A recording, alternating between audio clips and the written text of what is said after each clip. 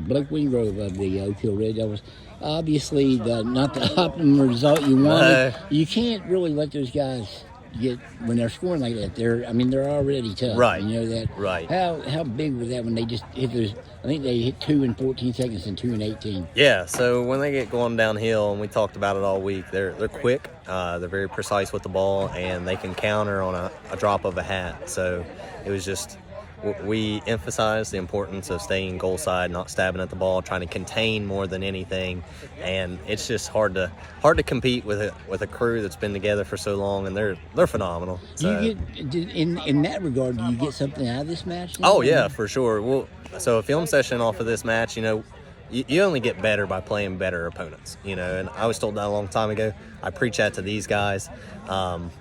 We will watch film on this match. They will actually get to see, kind of what they're supposed to mimic, where our gaps was on the field and off the field. Because seeing the side view and seeing the end zone views, it just gives you a whole different perspective to the game.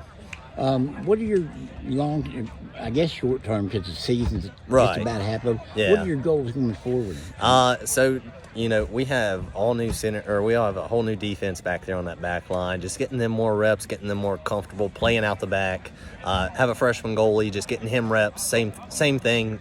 More training, and then as a whole, just getting these guys more comfortable in those different formations that we were showing today. What are the hard parts of building a soccer program that might be like this one at some point at Oak Hill? Yeah.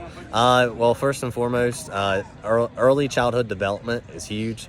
If we can get a cohort with our rec league and maybe even an all-star team or travel club just to move the ball earlier in life, these guys have been they've been playing a very high level of soccer for a long time. I've been fortunate to know almost all of those guys when I used to coach for Legacy, so I have great respect for all those players that are over there, and just something that we would like to mimic over in Fayette County.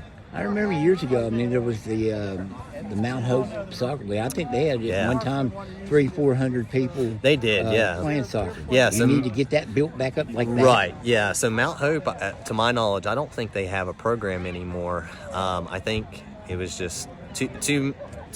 They grew too fast, too early. You know what I'm saying? Yeah. So it's those growing pains. But our Fayette County Rec League, they do a wonderful job incorporating youth soccer over there.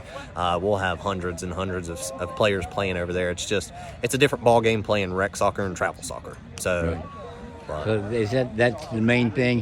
One thing you're going to work on then, I guess. Trying to get them more exposure, trying to get them to some more off-season tournaments, getting them playing together more often. The 32 flex days was it benefited us throughout the off-season, but we still need to utilize those more and more and more. It'd be nice to see Andrew's goal.